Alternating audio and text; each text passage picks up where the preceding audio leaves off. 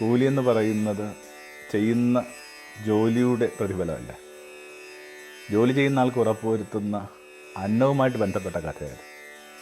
അയാളുടെ കുടുംബങ്ങൾക്കും വേണ്ടിയുള്ള അത്താഴം ഉറപ്പുവരുത്തുക എന്നുള്ളതാണ് ഈ കൂലി എന്ന് പറയുന്നത്. സുവിശേഷം എന്ന് പറഞ്ഞ വാക്കിൻ്റെ അർത്ഥം തന്നെ ലിബറേറ്റിംഗ് എന്നാണ്. നമ്മൾ അനുഭവിക്കുന്ന എല്ലാ ഭാരങ്ങളിൽ നിന്നും നമുക്ക് മുക്തി തരുന്ന ആ പുതിയ ഭാഷയുടെ പേരാ സുവിശേഷം. ആ പുതിയ ഭാഷയുടെ സുവിശേഷത്തിൽ അവിടെ നമ്മളോട് പറയാൻ ആഗ്രഹിക്കുന്നത് ഇതാണ് സ്വീകാര്യമായ സമയം.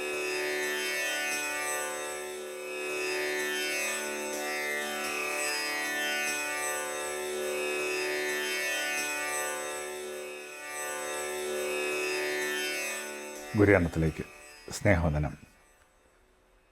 ഞങ്ങളുടെ പരിശീലന കാലത്ത് കുറച്ച് നാൾ എവിടെയെങ്കിലും എന്നെ ജോലി ചെയ്ത് ജീവിക്കേണ്ട ഒരു രീതി ഉണ്ടായിരുന്നു.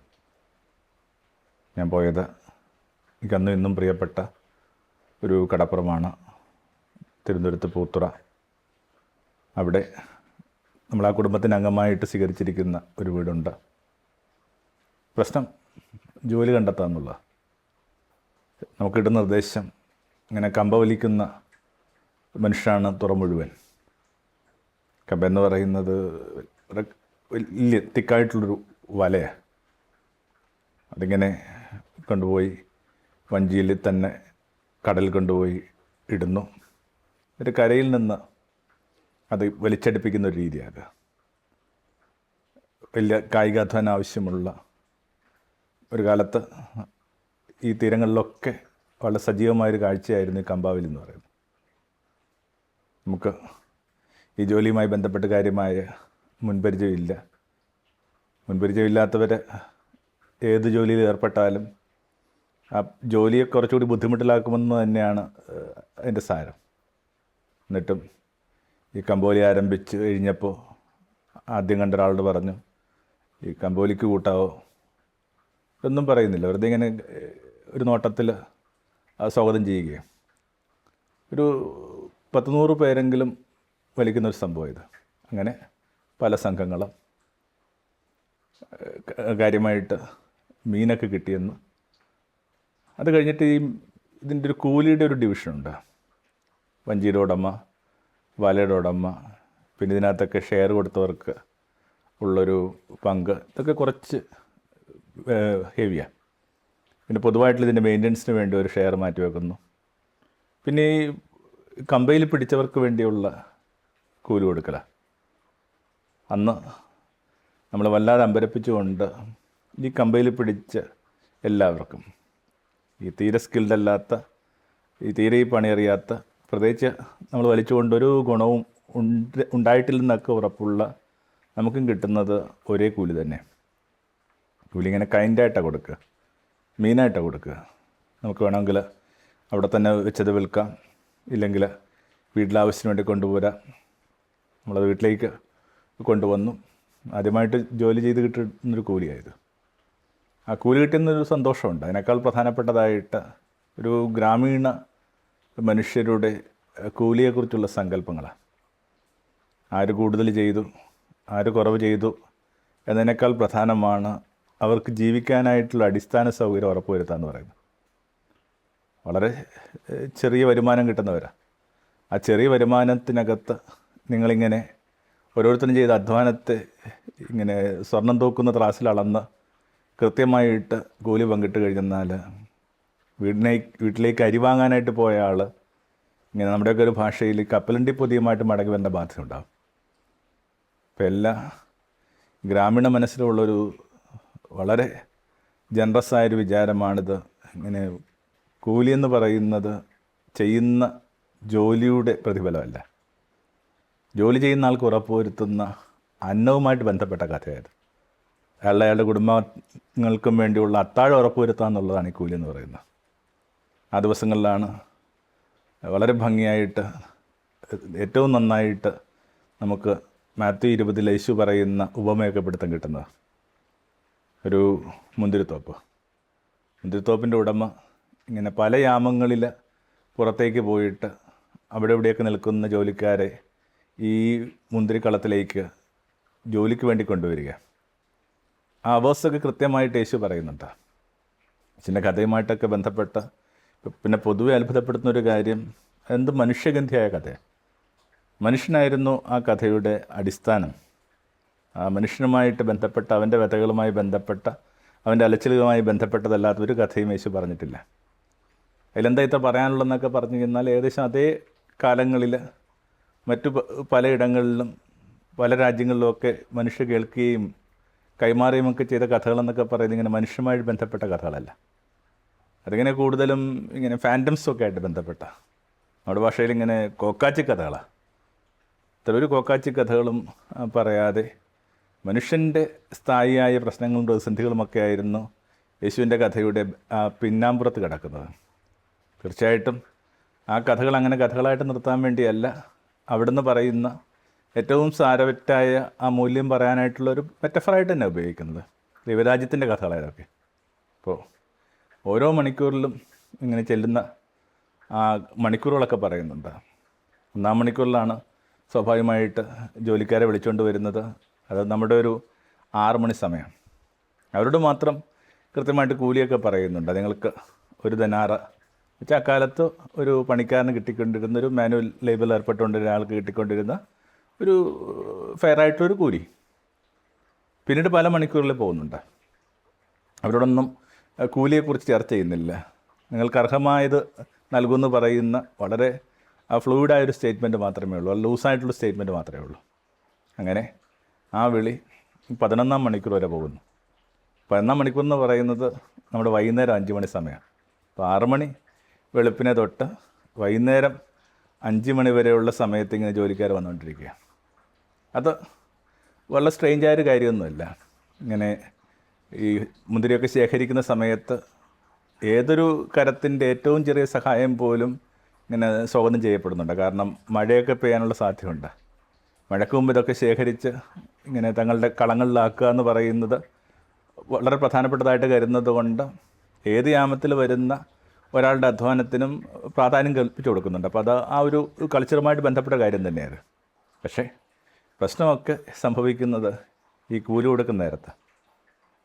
നോർമലായിട്ട് ആദ്യം വന്നവർക്ക് കൂലി കൊടുത്ത് ഓരോരുത്തരായിട്ട് പിരിച്ചു വിടുക എന്നുള്ളതാണ് അതിൻ്റെ ഒരു നമ്മുടെ ഒരു സങ്കല്പത്തിൻ്റെ ക്ലോക്ക് വൈസ്. പക്ഷെ എല്ലാ കാര്യങ്ങൾക്കകത്തും ഇങ്ങനെ കീഴ്മേൽ മറിഞ്ഞ ഒരു മൂല്യക്രമവും ധാരണയുമൊക്കെ പുലർത്തുന്നൊരു പുസ്തകമാണ് സുവിശേഷം. അല്ലെങ്കിൽ അത് അരുൾ ചെയ്ത അവിടുന്ന് ആര് പറയുന്ന കണക്ക് സുവിശേഷം വായിച്ചാൽ പിടുത്തം കിട്ടുന്ന ഒരൊറ്റ ജീവി മാത്രമേ ഉള്ളൂ, അത് വവ്വാലെന്ന് പറയുന്നത്. ഇങ്ങനത്തെ കീഴ്മേൽ പറയുന്നത് തലകീഴായിട്ട് മാത്രം വായിച്ചാൽ മനസ്സിലാകുന്നൊരു പുസ്തകം. അപ്പോൾ ആ ഒരു കൂലി കൊടുക്കുന്ന രീതിക്കകത്ത് പോലും സാധാരണ നമ്മൾ സ്വീകരിക്കുന്ന രീതിയല്ല. ഇങ്ങനെ 1-ാം മണിക്കൂറിൽ വന്ന ആൾക്കല്ല കൂലി കൊടുക്കുന്നത്, 11-ാം മണിക്കൂറിൽ വന്ന ആൾക്കാണ്. 11-ാം മണിക്കൂറിൽ വന്ന ആളുടെ കൂലി ബാക്കിയുള്ളവരെല്ലാവരും ശ്രദ്ധിച്ചു 1 ദിനാറേ. ഒരു ദിവസത്തിൻ്റെ ആ കൃത്യമായിട്ട് 6 മണി തൊട്ട് 6 മണി വരെ കഠിനാധ്വാനം ചെയ്താൽ കിട്ടാവുന്ന കൂലിയാണ് ഇയാളുടെ കയ്യിലിരിക്കുന്നത്. സ്വാഭാവികമായിട്ട് ഈ കൂലി കൊടുക്കുന്നതനുസരിച്ചിട്ട് ഈ 1-ാം മണിക്കൂറിൽ വന്നവരുടെ എക്സ്പെക്റ്റേഷൻ വർദ്ധിച്ചുകൊണ്ടിരിക്കുക. അവർ തീർച്ചയായിട്ടും വിചാരിച്ചു അവസാനത്തെ മണിക്കൂറിൽ വന്നയാൾക്ക് ഇതാണ് കൂലിയെങ്കിൽ 1-ാം മണിക്കൂറിൽ വന്ന ആൾക്ക് ഞങ്ങൾ വളരെ ജനറസ് ആയിട്ടും വളരെ മടങ്ങൾക്കപ്പുറത്തൊക്കെ ആയിട്ടും ഈ കൂലി കിട്ടുമെന്നുള്ള സങ്കല്പം നിൽക്കുമ്പോൾ അവരുടെ കൈവെള്ളിയിൽ വെച്ച് കൊടുക്കുന്ന ഒരേ കൂലിയാണ്. സ്വാഭാവികമായിട്ട് അവരതിനകത്ത് കലഹിക്കുന്നുണ്ട്. ദിവസത്തിന് മുഴുവൻ ചൂടുകൊണ്ട് ഞങ്ങളെ നീ ഈ 11-ാം മണിക്കൂറിൽ വന്നവർക്ക് തുല്യരായിട്ടാണോ കരുതുന്നത്? അപ്പോൾ യജമാനൻ കൊടുക്കുന്ന ഉത്തരം ഇങ്ങനെ കണ്ണുപൂട്ടി ധ്യാനിക്കേണ്ട ഒരു വിഷയമാണ്. എന്താ അത്? ഞാൻ ഉദാരശീലനാകുന്നതിനെക്കുറിച്ച് നിങ്ങൾ എന്തിനാണ് ഇത്രയും കലഹിക്കുന്നത്? നിങ്ങൾ എന്തിനാണ് വ്യാകുലപ്പെടുന്നത്? ഇതിങ്ങനെ സ്വാഭാവികമായിട്ട് ദൈവരാജ്യത്തിൽ സംഭവിക്കാൻ പോകുന്ന മനുഷ്യ സങ്കല്പങ്ങളുമായിട്ട് ഒരു തരത്തിലും പൊരുത്തപ്പെടാൻ പോകുന്ന ആ ദൈവനീതിയുടെ കഥയാണ്. നമ്മൾ സങ്കല്പിക്കുന്ന മാനദണ്ഡങ്ങൾ, നമ്മൾ കൊടുക്കുന്ന മുൻഗണനകളൊക്കെ ദേവാലയ വാണിഭക്കാരുടെ മേശ കണക്ക് അവിടുത്തെ കീഴ്മേൽ മറിക്കുക. ഏതൊരു മണിക്കൂറിൽ വന്ന ഒരാൾക്കും തൻ്റെ ദൈവരാജ്യ അനുഭവത്തിൽ കൃത്യമായ പങ്കുണ്ടെന്നും വൈകി വന്ന ഒരൊറ്റ കാരണം കൊണ്ട് അയാൾക്ക് എന്തെങ്കിലും കുറവില്ലെന്നൊക്കെ പറയുന്നത് ഇപ്പോൾ പോലും നമ്മുടെ ബുദ്ധിക്ക് ദഹിക്കാത്ത ഒന്നാണ്. പല പ്രാവശ്യം ഇത് വായിക്കുമ്പോൾ ഓരോ പ്രാവശ്യവും അതുമായി ബന്ധപ്പെട്ട ആരുടെ ഉള്ളിലും വരാവുന്ന ചോദ്യങ്ങളുണ്ട്. ഇതിനൊക്കെ മീതിയായിട്ട് ഒരു പ്രകാശം പരക്കുകയാണ്. ഏത് മണിക്കൂറിൽ വന്നയാൾക്കും അവിടുത്തെ ആ വിനിയാടിൽ അവിടുത്തെ മുന്തിരിത്തോപ്പിൽ ഒരേ അനുഭൂതികൾ കൈമാറാൻ തയ്യാറാവുകയാണ്. യേശു എപ്പോൾ പറയുന്ന ഉപമകൾക്കും അവിടുത്തെ ജീവിതവുമായി ബന്ധപ്പെട്ട് കൃത്യമായിട്ടൊരു റീഡിങ് പിന്നീടുണ്ടാകും. അങ്ങനെയാണ് പൊതുവെ യേശുവിൻ്റെ ഉപമകളൊക്കെ പഠിക്കുകയും വായിക്കുകയും ചെയ്യുമ്പോൾ നമുക്ക് വെളിപ്പെട്ട് കിട്ടുന്നത്. അങ്ങനെയെങ്കിൽ ഈ 1-ാം മണിക്കൂറിൽ വന്നയാളുടെയും 11-ാം മണിക്കൂറിൽ വന്നയാളുടെയും ഉപമ എവിടെ വെച്ചാണ് പൂർത്തിയാവുന്നത്? അത് യേശുവിൻ്റെ തന്നെ 11-ാം മണിക്കൂറിലാണ്. യേശു ഇങ്ങനെ കടന്നു പോകുന്ന നേരമാണ്. ആ കടന്നു പോകുന്ന നേരത്തിൽ ഇങ്ങനെ ഒരാൾ അവനോട് അഭ്യർത്ഥിക്കുകയാണ്, നിൻ്റെ രാജ്യത്തിൽ എന്നെ ഓർക്കണമേ. യേശു പറഞ്ഞു, നീ എന്നോടൊപ്പം ഇപ്പോൾ തന്നെ പർദീസയിലാണ്. 11-ാം മണിക്കൂറിൽ വന്നയാളുടെ കൈവശവും ആരംഭത്തിലോ ജീവിതത്തിൻ്റെയൊക്കെ പ്രാരംഭഘട്ടങ്ങളിലൊക്കെ വന്നവർക്ക് കൈമാറിയ അതേ ദിനാറ് വെച്ചിട്ടാണ് അവിടുന്ന് മടങ്ങിപ്പോവുക. വാസ്തവത്തിൽ എന്തൊരു സമാധാനമായില്ല.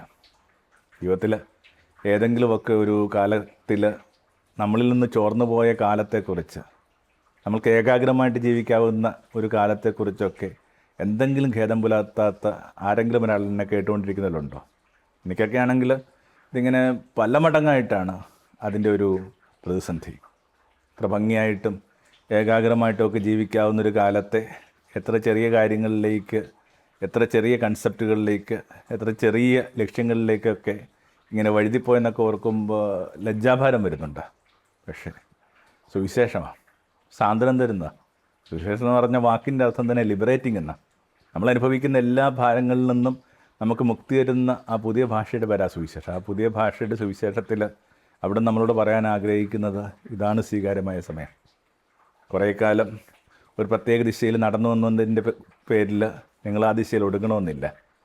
നിങ്ങൾക്ക് നിശ്ചയമായിട്ട് മടങ്ങി വരാവുന്നൊരു നേരമുണ്ട്. ഈ മടങ്ങി വന്നവരെ കാത്തിരിക്കുന്ന അനുഭൂതികൾ 1-ാം മണിക്കൂറിലെത്തിയ, ഒരു കാലത്തും എങ്ങും അലയാത്ത, ജീവിതം മുഴുവൻ അവൻ്റെ കാൽപാദങ്ങളിൽ സമഗ്രമായിട്ട് ജീവിച്ച മനുഷ്യൻ അനുഭവിച്ച അതേ അനുഭൂതിയുടെ തന്നെ ആകത്തുകയാണ്. വ്യതിയാനങ്ങളൊന്നുമില്ല. വെളിപാടിൻ്റെ പുസ്തകം നമ്മൾ വായിച്ച് കേൾക്കുന്നില്ലേ? വിശുദ്ധ നഗരിയിൽ 4 വശത്തുനിന്നും വാതിലുണ്ട്. പിന്നെ 3 പാളിയുള്ള വാതിലുകളെന്ന് പറയുന്നു. ഈ 3 പാളികളുള്ള വാതിലുകൾ ഈ 4 ഭാഗത്തുനിന്ന് പറയുന്നത് ജീവിതത്തിൻ്റെ 4 ദശയൊക്കെ ആയിട്ടാണ് ഗണിക്കപ്പെടുക. ഇവിടെ നിന്ന് വരുന്നത് കുഞ്ഞുങ്ങളാണ്. രാവിലെ നമ്മൾ പള്ളിയിലൊക്കെ ചെല്ലുമ്പോൾ ഈ വൈദ്യനോടൊപ്പം ഒക്കെ വരുന്ന അൾത്താര മക്കളുണ്ടല്ലോ, പെൺകുട്ടികളും ആൺകുട്ടികളുമൊക്കെ, അത്രയും മാലഹ കുഞ്ഞുങ്ങളാണ്. ഈ ഒരു വശത്തു നിന്ന് വരുന്നത് ഇങ്ങനെ യൗവനത്തിൻ്റെയൊക്കെ ചില വീണ്ടും വിചാരങ്ങൾക്കകത്ത് വരുന്ന ചില കുട്ടികളാണ്, നമ്മുടെ ജിസ്യൂത്തോ അങ്ങനെയൊക്കെ ഉള്ള മക്കളാണ്. ഇവിടെ നിന്ന് വരുന്നത് ആ മധ്യാഹ്നത്തിൻ്റെ ചില സമയത്തയിൽ നിന്ന് രൂപപ്പെട്ട ഒരു ക്രിസ്തുബോധത്തിൽ അവനിലേക്ക് പ്രവേശിക്കാൻ ആഗ്രഹിക്കുന്ന മനുഷ്യരാണ്, മധ്യവയസ്സിൻ്റെ. പക്ഷേ ഈ ഒരു വാതിൽ കഥ മുമ്പോട്ട് പോകുമ്പോൾ ഇവിടെ നിന്നൊക്കെ ആയിരിക്കണം ഞാനൊക്കെ പ്രവേശിച്ചിട്ടുള്ളത്. ആ ഒരു ഘട്ടത്തിലാണ് നമ്മൾ ഈ കാര്യങ്ങളൊക്കെ കുറേ കൂടി ഗൗരവമായിട്ട് എടുക്കുന്നത്. ഈ വശമാവട്ടെ ഈ വാർദ്ധക്യമായിരിക്കാം. നേരെ നടക്കാനായിട്ട് പോലും ബുദ്ധിമുട്ടുണ്ട്. പതുക്കെ പതുക്കെ ഇങ്ങനെ ഭിത്തിയിൽ പിടിച്ചാണ് ഈ പറഞ്ഞ നഗരത്തിലേക്ക് പ്രവേശിക്കുന്നത്. പക്ഷെ നിങ്ങൾ ഏത് വശത്തുനിന്ന് പ്രവേശിച്ചാലും നിങ്ങളെ കാത്തിരിക്കുന്ന ആത്മീയ അനുഭൂതികളുടെ ധനാറ് ഒന്ന് തന്നെ. ഒരേ സംഗീതം, ഒരേ ആന്തരിക പ്രകാശം, ഒരേ സംതൃപ്തി. ഒരാളും വൈകിട്ടില്ല എന്ന് പറയുന്ന സമാധാനം തരുന്ന ആ സുവിശേഷത്തിൻ്റെ കൃത്യമായ കഥയായിട്ട് ഓരോ മണിക്കൂറിലും ഈ മുന്തിരിത്തോട്ടത്തിലേക്ക് വന്ന ഈ കഥ ഓർമ്മിക്കപ്പെടും. ഇത് സ്വാഭാവികമായിട്ട് ദൈവരാജ്യവുമായി ബന്ധപ്പെട്ട ആത്മീയ രൂപകമാണ്. പക്ഷേ ഇതിനകത്ത് യേശു കഥ പറയുമ്പോൾ പുലർത്തുന്ന ചില മാനദണ്ഡങ്ങൾ കൂടി നമ്മൾ ശ്രദ്ധിച്ചാൽ നല്ലതായിരിക്കും. മനുഷ്യരുമായി ബന്ധപ്പെട്ട ഒരു വലിയൊരു വ്യഥ ഈ പുസ്തകത്തിൽ നിന്ന് ഉയർന്നു കേൾക്കുന്നുണ്ട്. എന്താണത്? ഞങ്ങളെ ജോലിക്ക് കൂട്ടാനായിട്ട് ആരുമില്ല. പലപ്പോഴും നമ്മൾ ഏതെങ്കിലുമൊക്കെ ഒരു കുടുംബം ബുദ്ധിമുട്ടുമ്പോൾ, അവരുടെ കുട്ടികളുടെ പഠനം നിലക്കുമ്പോൾ, അല്ലെങ്കിൽ അവരുടെ കാര്യങ്ങളൊക്കെ ഇങ്ങനെ ഭംഗിയില്ലാതെ പോകുമ്പോൾ നമ്മൾ പറയും അയാൾക്ക് പോയി അധ്വാനിച്ചൂടെ. പക്ഷേ കാലാകാലങ്ങളായിട്ട് നിലനിൽക്കുന്ന ആ പ്രശ്നമുണ്ട്. അധ്വാനിക്കാൻ തയ്യാറുള്ള, അധ്വാനിക്കുന്നതിനെക്കുറിച്ചൊരു കുഴപ്പവുമില്ലാത്ത മനുഷ്യർക്ക് ആരാ ജോലി കൊടുക്കുന്നത്? അത് മനുഷ്യാവസ്ഥയുടെ വലിയൊരു ബുദ്ധിമുട്ടുകളിലൊന്നായത്. ഒരു മനുഷ്യന് ഇങ്ങനെ തൊഴിലില്ലാതെ നിൽക്കുക എന്നുള്ളത്.